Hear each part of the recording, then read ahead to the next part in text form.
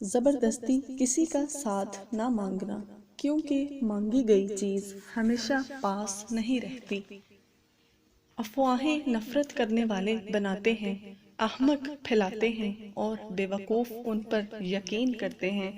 ان تینوں میں سے کوئی بھی بننے کی کوشش نہ کرے۔ ایک دوسرے کا ساتھ دینے کے لیے کسی مشکل ترین فلسفے کی نہیں بلکہ خوبصورت احساس کی ضرورت ہوتی ہے۔ جو دل میں ہوتا ہے وہ قسمت میں نہیں ہوتا۔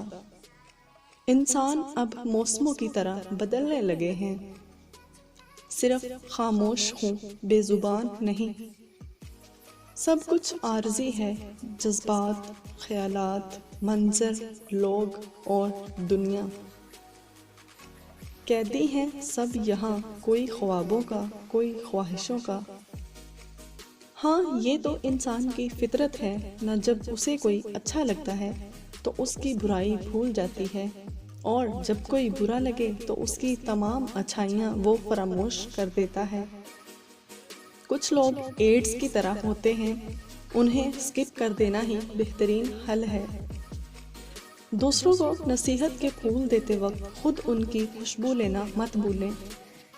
رحمان کی رحمت سے کبھی مایوس مت ہونا، وہ تو بڑا غفور و رحیم ہے۔ ہم جب تک محروم ہوتے ہیں نصیب کو کوستے رہتے ہیں، جیسے ہی عطا ہوتا ہے اپنے کمال کی ڈھولک پیٹنے لگتے ہیں۔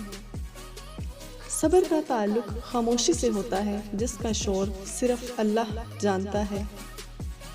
کسی بھی تعلق کی پہلی سیڑھی اعتماد اور بھروسہ ہے۔ ہمارے ہاتھوں کی لکیروں میں یہی لکھا ہے، ہمارے ہاتھوں سے سبھی ہاتھ چھڑاتے جائیں گے۔ جب ضمیر نہیں کانپتے تب زمین کانپ اٹھتی ہے۔ چہروں پہ کتنے چہرے ہوتے ہیں، لوگ اندر سے کتنے گہرے ہوتے ہیں۔